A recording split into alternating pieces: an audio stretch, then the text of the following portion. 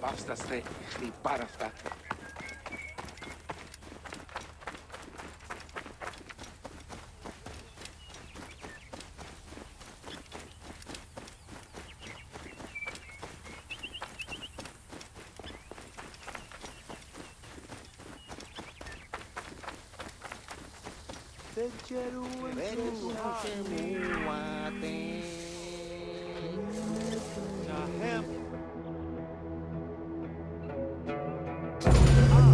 Welcome to Wine in Ancient Egypt.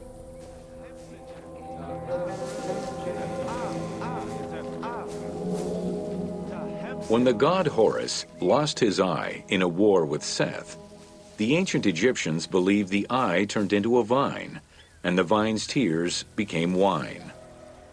Early texts, dating back to 3150 BCE, contain the hieroglyph for vine. Regarded as extremely valuable, wine was highly sought after by the elite. It was also an essential part of many religious ceremonies.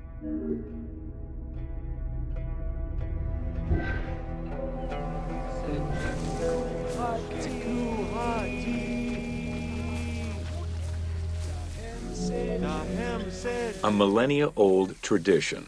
Grape cultivation and wine production was regimented in the way typical of ancient Egyptian bureaucracy. Egyptians kept careful records of winemakers, which they clearly identified on labels. Every landowner with a modicum of self-respect usually kept a vineyard. This held particularly true in the regions of the Fayum and the Nile Delta.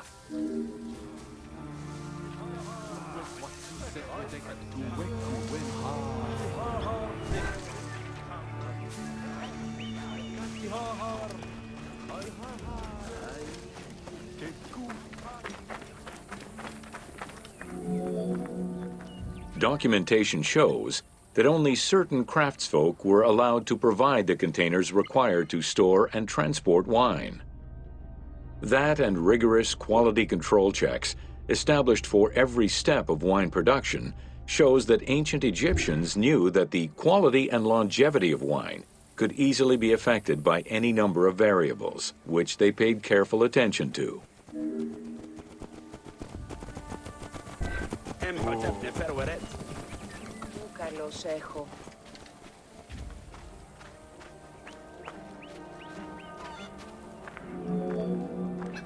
Egyptians had different kinds of wines, most of which ranged in quality from good to very good. The sweet shadeh, to which honey had been added. The soft nejem, obtained by drying the grapes in the sun. The ma, reserved for religious ceremonies. And finally there was the peor, the mediocre-rated wine, resulting from the second pressing of grapes and reserved for a less discerning palate.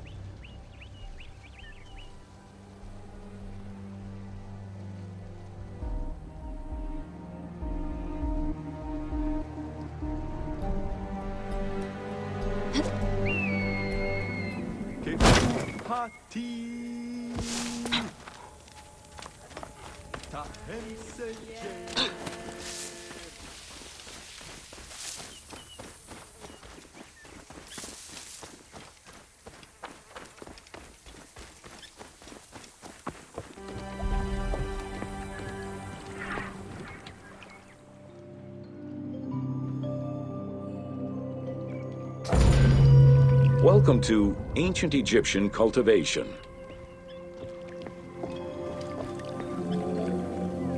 The new grain types of the Ptolemaic period required a great deal of water. Farmers needed to ensure they had effective, consistent irrigation. The Nile's rising and receding waters naturally irrigated most of the crops. Areas where the Nile didn't reach, such as gardens and vegetable plots, required an irrigation tool known as the shadoof. The shadoof allowed easy transport of water from its source. It consisted of a tall wooden frame with a long pivoting pole and suspended bucket.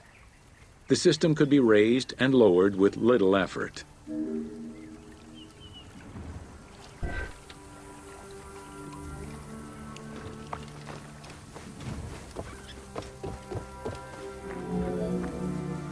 Later, a sakya, or water wheel, was invented. The sakya needed animals to turn the wheel, which rotated buckets through the water. It drew the water to an elevation of 3.5 meters and enabled a great deal of control over the irrigation process. This improvement supplied larger areas and thus resulted in larger harvests.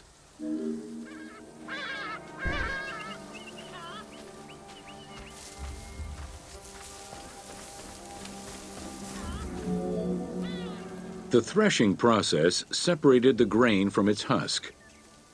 Workers would spread the ears on clean ground. Oxen, cows, or donkeys were then guided back and forth to trample the grain. This continuous movement worked the grain loose while preventing the animals from eating it. Unwanted chaff and straw were swept away, or gathered and added to the mud used to make bricks, to make them stronger.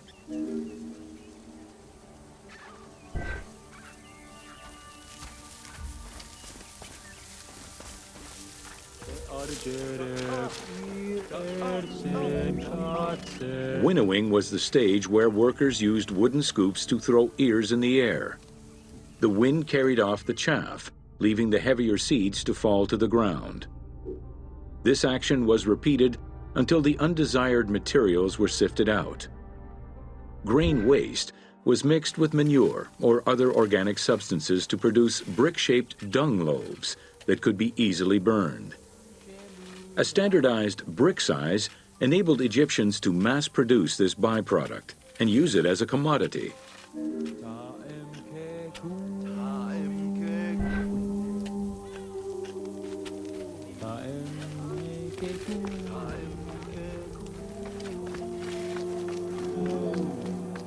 Transporting large amounts of grain required ships equipped to carry heavy loads. These goods were moved during the Nile's flooding season, when the river was deep enough for large ships. The transports stopped at checkpoints to accommodate customs and police controls, as well as for technical requirements and weather conditions.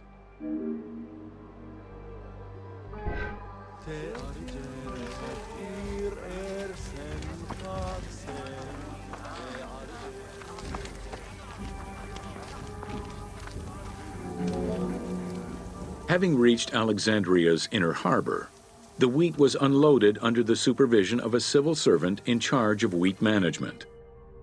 Portions were distributed to Alexandria's city market, and the remaining stockpile was either exported or stored in warehouses.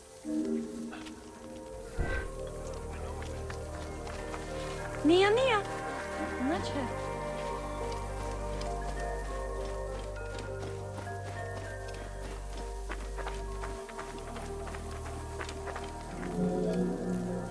Grain storage facilities were located across all of Egypt.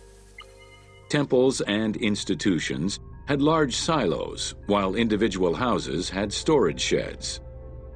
In some houses, arched cellars were built into the foundations. These watertight chambers were accessible from the ground floor through a trapdoor. Royal granaries acted as the storehouse and distribution centers and managed state payments to civil servants, soldiers, and the police. Though plastered on the inside, silos weren't completely sealed and so remained susceptible to mice infestations.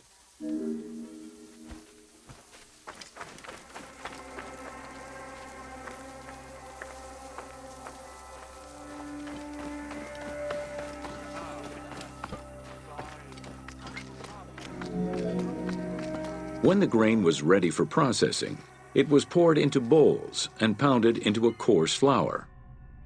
That flour was then passed through a sieve to make it of finer quality and further ground between stones. Ancient Egyptians did not stock flour. Instead, fresh grain was portioned out each time to produce flour as it was needed.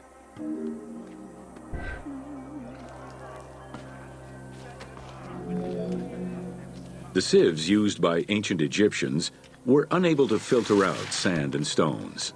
Grit often passed into the flour, causing long-term tooth abrasions among all classes of Egyptians.